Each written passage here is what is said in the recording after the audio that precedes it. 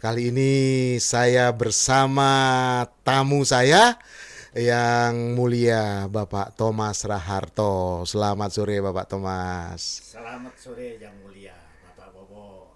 Ya, jadi kali ini kami akan berbincang-bincang tentang sejarah Belambangan kuno, yaitu tepatnya abad 13 sampai abad 14 bersama ahli sejarah dari komunitas Osing Pelestari Adat Tradisi Banyuwangi atau Kopat, yaitu yang mulia Bapak Thomas Raharto. Baik, Bapak yang mulia Thomas Raharto, yang pertama-tama kali kita mencoba perkenalan dulu, Ya Bapak. karena tak kenal maka tak sayang, kalau nggak salah begitu. Jadi kali ini yang saya tahu Bapak Thomas Raharto ini adalah seorang ahli sejarah, memiliki koleksi-koleksi artefak yang sangat luar biasa. Saya pernah mengunjunginya. Dan Pak Thomas ini pernah menjabat atau menjadi eh, legislatif atau DPRD Banyuwangi 3 periode. Apa betul? Di Banyuwangi 3 periode, Dibangun Banyuwangi 3 periode. ya, di Provinsi Jawa Timur 1 periode. Kemudian di Provinsi Jambi, jadi 4 periode beliau menjabat posisi di Dewan dari Partai Golongan Golongan Karya. karya ya. Wow, 4 periode, bisa kita bayangkan pengalaman yang dimiliki oleh yang mulia Bapak Thomas ini. Dan yang saya ketahui sekarang istri Pak Thomas yang bernama adalah Ibu Umi Kulsum juga adalah DPRD Banyuwangi. Ya, Betul? ya betul Pak Bobo. Iya. Oke, yang mulia mohon agak mendekat Oh ya. sedikit, ya supaya agak eh, betul didekatkan ya. Baik, kita mulai pertanyaan. Mungkin ada yang belum saya sampaikan tadi, yang mulia Thomas. Selain Bapak Thomas ini adalah eh, aktif di komunitas Osing Pelestari Adat, kemudian sebagai ahli sejarah dan wakil rakyat di DPR D Banyuwangi dan Jawa Timur. Mungkin ada lagi mungkin sekolahnya atau tinggalnya atau keluarganya Bapak yang mulia. Monggo diperkenalkan. Oh ya. Ya, terima kasih Bapak Bobo. Tadi telah disampaikan dan pada sore hari ini mendapatkan kesempatan bisa bertemu dengan Bapak Wowo ini.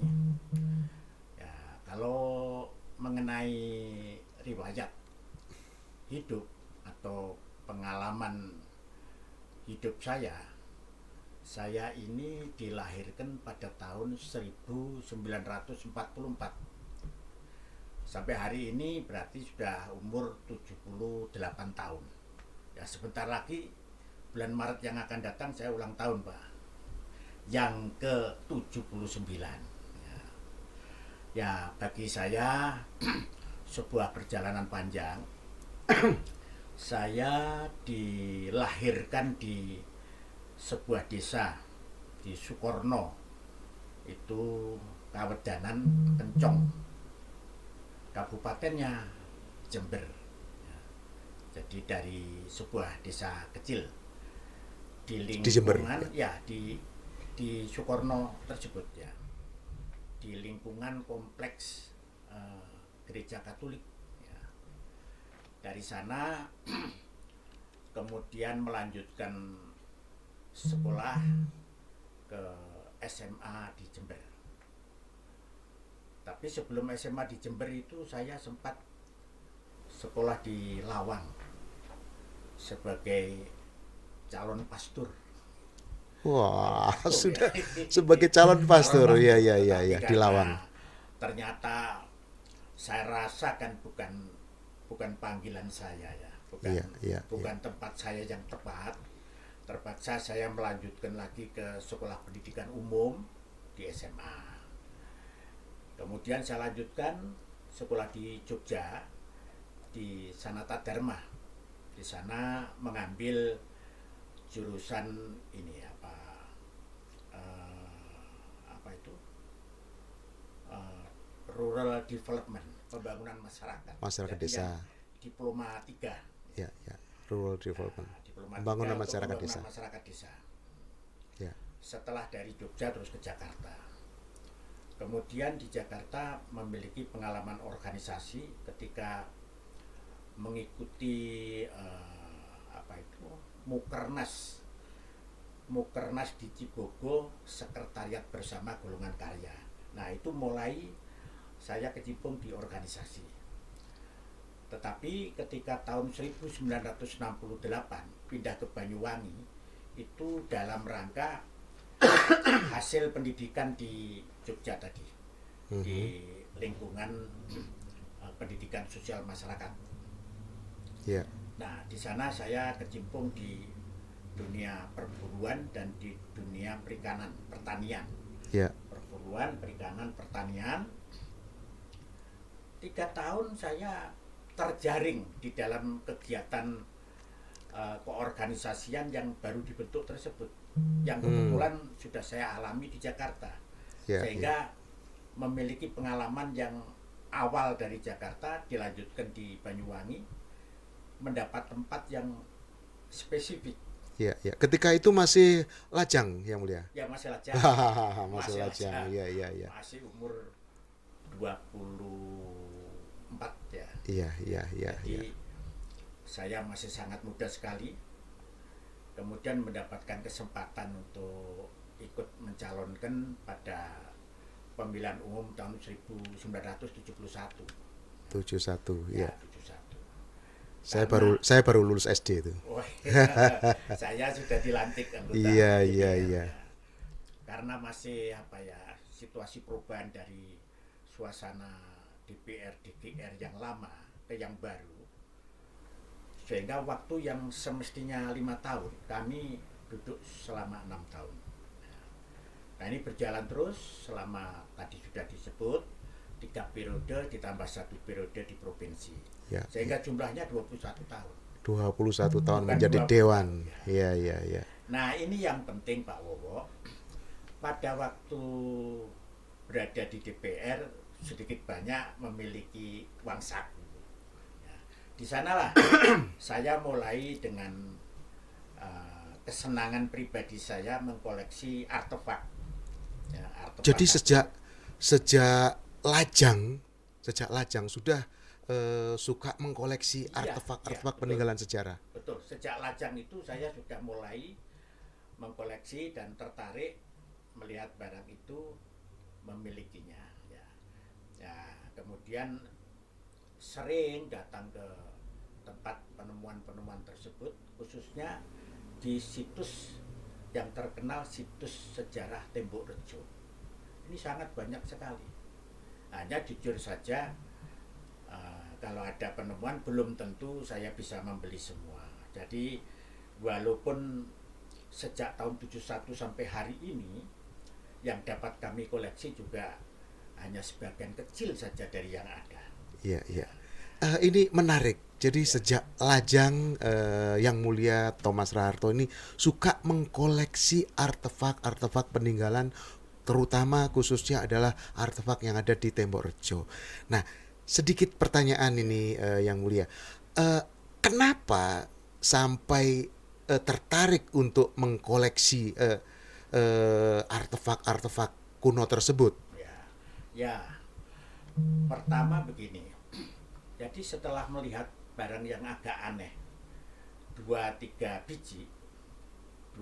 buah barang, itu saya tidak sekedar melihat bahwa, tapi saya bertanya di dalam diri saya, ini benda-benda apa saja.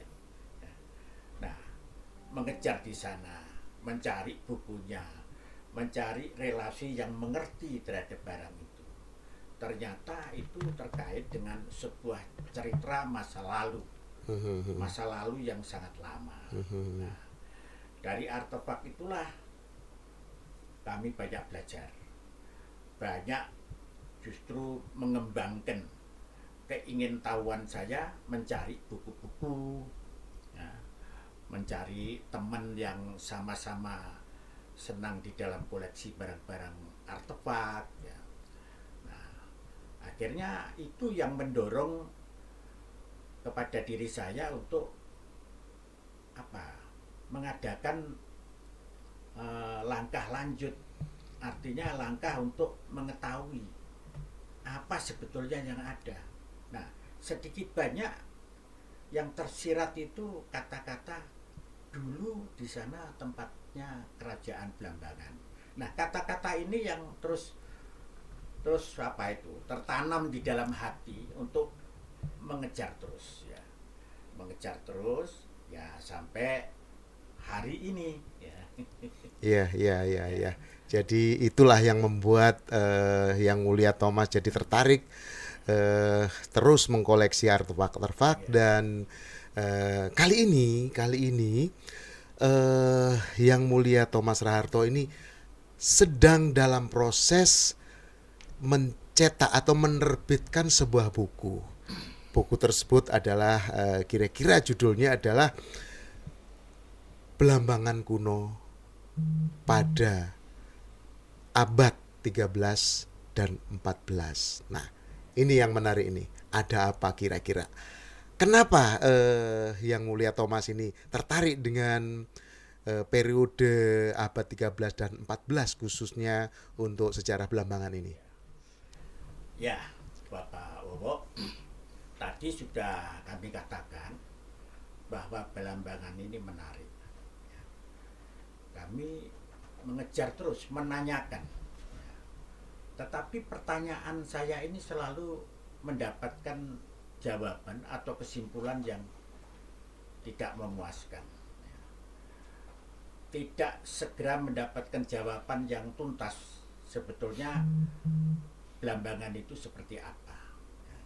Nah, banyak saya mencari keterangan, membeli buku-buku, membaca penerbitan-penerbitan ataupun di majalah-majalah, tetap tidak bisa mendapatkan kesimpulan sebetulnya Blambangan itu dulu seperti apa. Nah, setelah saya melihat artefak-artefak yang memiliki referensi-referensi dipercaya, artefak tersebut memiliki usia-usia yang boleh dikatakan sangat tua sekali. Ini lebih menarik lagi, sehingga kami menyimpulkan bahwa Blambangan ini bukan sekedar yang saya ketahui dari literatur maupun cerita-cerita yang ada, berhenti sekitar abad ke-15 paling tua. Nah, kami mencari fakta-fakta, sumber-sumber yang menginformasikan ternyata ada peristiwa-peristiwa yang lebih dulu yang terjadi di wilayah Blambangan ini. Abad 13 tersebut. Abad 13 dan 14. Ya. Jadi itu yang menyebabkan kami memilih judul abad 13-14 karena di abad 13 itu diketemukan, menurut kajian yang saya lakukan, diketemukan sebuah bentuk lembaga yang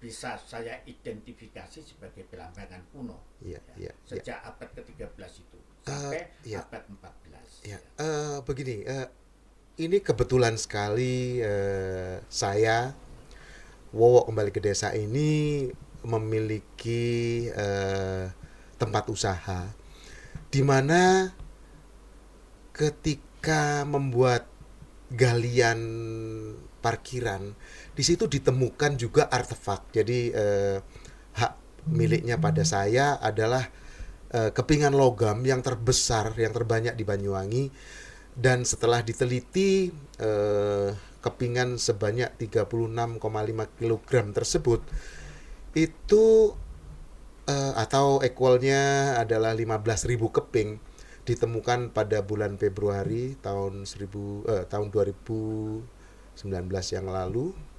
2020 yang lalu. Itu setelah diteliti memiliki karakter atau dibuat ketika dinasti Sung. Itu adalah tahun 960 sampai 1277. Jadi mungkin nanti ada kaitannya dengan sebelum abad 13, bahwa di Banyuwangi atau di Belambangan ini sudah ditemukan adanya kerjasama dengan pihak Cina, sehingga koin Cina pada yang dibuat pada dinasti Sung itu sudah ada di Belambangan. Jadi mungkin ada kaitannya dengan itu nanti yang mulia Pak Thomas ya. Ya, betul Pak Bobo. Itulah yang justru sangat berkaitan. Uang gobok ini itu namanya, kalau gobok. di luaran disebut uang gobok, Pak. Iya, uang gobok. Nah, uang gobok ini yang sejak dulu sampai hari ini masih sering diketemukan. Nah, uang gobok ini mengindikasikan waktu arkeologi yang sangat tua. Abad ke-9, 10 sudah ada. Nah, timbul pertanyaan kita, kok setua itu sudah ada? Seperti apa Belambangan ini? Oleh karenanya cerita-cerita yang berhenti pada abad ke-16 sangat membuat konflik di dalam pemikiran dan hati saya, sehingga ingin mengejar terus. Nah, kemudian Pak Wowo, di samping uang gobok itu ada porselen-porselen yang juga datangnya dari Cina. Dari Cina, dari Siam yang disebut Anamis itu. Itu sama, mempunyai perangkaan tahun yang jauh lebih tua daripada berdirinya kerajaan Majapahit. Jadi seperti misalnya Waif dinasti itu abad ke-6 sebelum Sung. Kemudian dinasti Yuan. Nah, baru ketemu gobok tadi dengan porselen yang dari dinasti Sung. Berlanjut ke dinasti Ming dan selanjutnya. Ini yang menarik. Nah, di tempat situs yang disebut situs Tembok Rejo tadi, di sana ada lungur, Pak. Lungur itu semacam galengan, tapi sebetulnya itu dulu bekas tembok. Kalau istilahnya tim peneliti dari Balai Arkeologi Yogyakarta itu pernah diteliti, Pak, tahun 1993, 1994, karena memakai uang anggaran negara ini, jadi istilahnya tahun anggaran, dan tahun anggaran 94-95 sama juga diketemukan porselen-porselen, pecahan-pecahan itu dan gerabah-gerabah yang diindikasikan tahun Five Dynasty. Nah, inilah yang sangat menarik, sehingga kami mencari data-data untuk tahun seusia itu. Belambangan seperti apa? Oke, jadi kembali kepada buku yang akan diterbitkan, sudah naik cetak kalau nggak salah. Jadi kita tunggu sekitar 1 bulan, 1,5 bulan lagi akan terbit. Jadi pada hari ini, saat ini kita sedang membahas pra penerbitan, artinya sebelum terbit kita bahas dulu apa-apa yang akan disampaikan. Nah, sehubungan dengan buku yang sudah ditulis dan sudah akan naik cetak, apa kira-kira yang ingin ditekankan oleh Yang Mulia Thomas di abad 13 ini? Ada apa sampai abad 14 yang supaya menarik untuk diketahui oleh masyarakat pada umumnya? Pak Wowo, jadi sebelum ke abad 13-14 itu, dalam hati ini ada konflik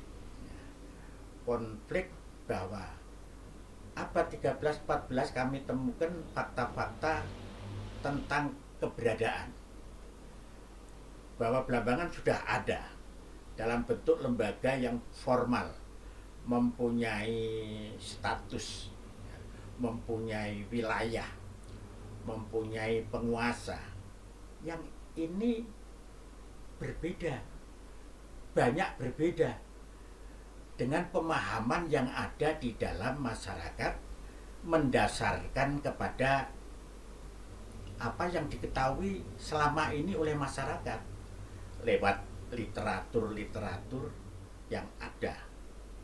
Nah, konflik ini adalah nanti akan diketemukan nama yang agak berbeda, yang tidak sama.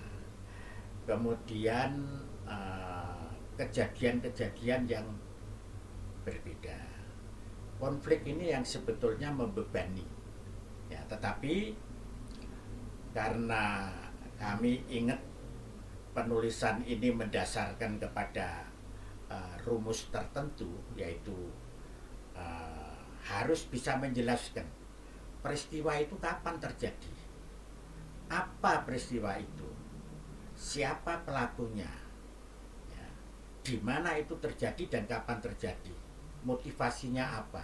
Nah, karena kami mendasarkan kepada kriteria itu, merasa sudah tidak perlu was-was lagi. Hanya yang penting konflik itu menurut pemahaman kami atasi dengan cara menghormati apa yang ada sekarang tanpa ingin merubah-rubah. Tetapi juga kurang lebihnya kami mengharap baca dulu buku kami, ya. Dengan demikian gambaran kami tidak akan timbul hal-hal yang saya khawatir. Sebelum dibaca ini, Yang Mulia, sebelum dibaca buku ini, apa kira-kira yang bisa diketahui oleh masyarakat ramai ini? Apa bukti-bukti atau empiris atau artefak yang ingin disampaikan oleh Yang Mulia di buku tersebut, di abad 13 dan 14 tersebut? Apa kira-kira yang sangat menarik untuk diketahui? Nah, apa yang kami tulis kan bisa digolongkan sebagai golongan yang bisa pakai label kesejarahan, ya. Nah, label kesejarahan ini memiliki sumber-sumber. Nah, sumber-sumber yang sudah valid untuk kesejarahan kita bisa kelompokkan seperti kitab Negara Kertagama, lalu Pararaton, ya, kemudian bunyi prasasti-prasasti, ya. Nah, ini yang kami jadikan sumber untuk mengungkap peristiwa abad ke-13 14. Ya, sumber penelitiannya adalah dari buku-buku atau sejarah yang ada sekarang, ya. Apa tadi? Apa saja tadi? Itu Negara Kertagama. Negara Kertagama, khususnya yang dicetak oleh Profesor Dr. Yana.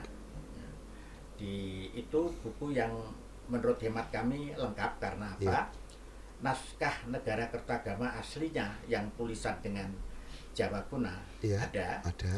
Kemudian bunyi Jawa kunanya ditulis dalam huruf Latin ada. Kemudian arti dari tulisan-tulisan tersebut dalam tulisan Latin sehingga mudah dipelajari.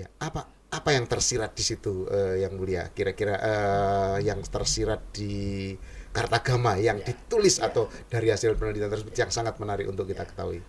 Ternyata banyak sekali yang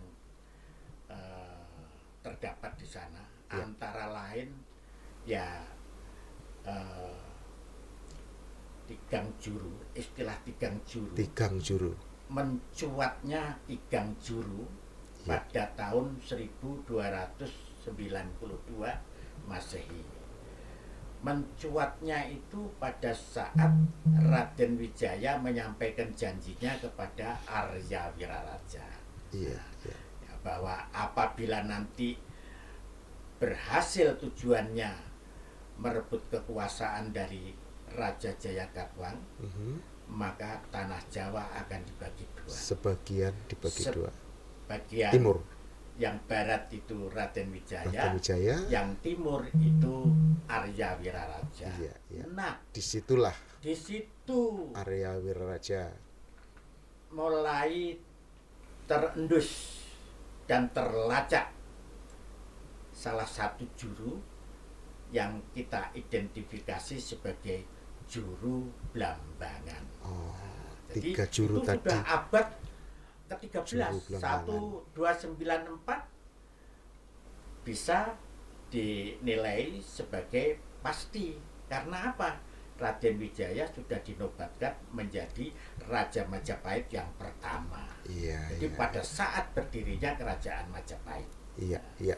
Disitulah terkuat terkuat 3 berarti juru tersebut. terungkap, ya. Iya, iya, iya.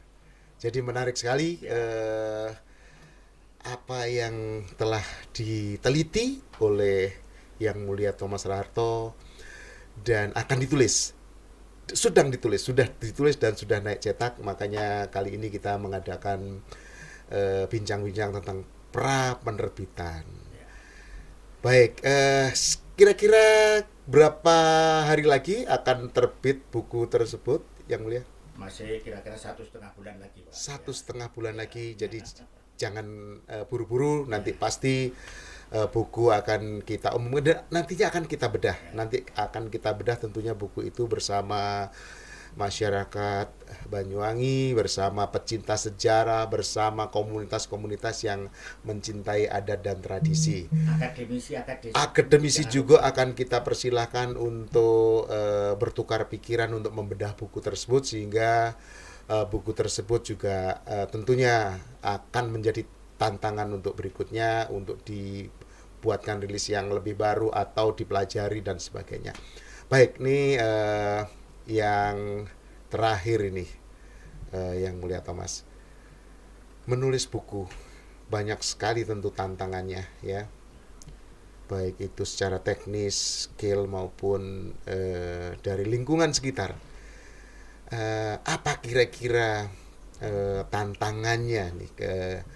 Karena banyak sekali yang muda-muda kecenderungan untuk membuat suatu literasi atau menulis itu agak sangat susah. Nah, menurut pengalamannya Bapak Thomas ini, apa kira-kira tantangan, kesulitan atau kesukaan ketika menulis ini? Ya, jadi begini Pak Bowo, dari segi teknik, dengan adanya koleksi artefak dari situs Tembok Rejo khususnya dari wilayah Kabupaten Banyuwangi umumnya, itu menurut hemat kami 50% kami sudah mendapatkan sumber yang sangat valid.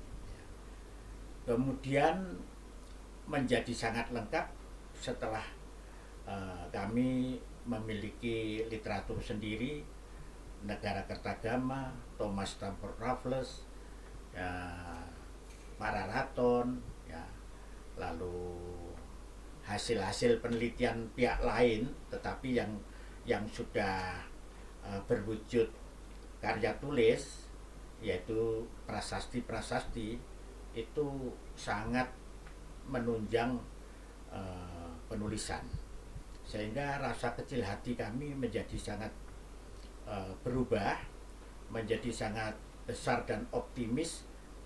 Kami telah menemukan sesuatu yang belum dibuka selama ini, selama ratusan tahun, pemahaman mengenai Blambangan, ya, sehingga menurut hemat kami, ya, ini yang nanti harus dikerjakan lebih lanjut, yaitu menyusun sejarah lokal Blambangan yang valid, sehingga bisa menjadi konsumsi sejarah nasional kita, buku babot sejarah, dan khususnya menjadi muatan lokal sejarah di Blambangan sendiri, di Banyuwangi sendiri. Ya, demikianlah bincang-bincang kami Wow, kembali di desa pertama yang mulia Thomas Raharto yang kali ini membahas tentang pra penerbitan daripada buku Belambangan Kuno abad 14, 13 dan 14. Eh, Terima kasih yang mulia Ya, Thomas Raharto. ya, Kami lain waktu ya, kami ingin mengangkat koleksi-koleksi ya, yang mulia Thomas Raharto ya, yang sangat luar biasa. Tentunya harus datang ke sana. ya, Kami dengan tim akan datang ke rumah ya, Bapak Thomas Raharto dan akan mengabadikan satu persatu ya, kalau tidak keberatan ya, apa-apa yang telah dikoleksinya. Dan kami harapkan tentunya yang mulia Bapak Thomas Raharto menjelaskan satu persatu ya, ini ya, barangnya apa, diperoleh dari mana, dan ceritanya bagaimana. ya, Itu berikutnya. Itulah bincang-bincang saya dengan Bapak Thomas Raharto pada Wowo Kembali ke Desa. Sampai jumpa pada kesempatan yang akan datang dengan eh, topik dan tentang subjek-subjek yang menarik berikutnya tentang adat, tradisi, seni, budaya, dan sejarah di Desa Taman Suruh, Kecamatan Glagah, dan Kabupaten Banyuwangi pada umumnya. Stay tune.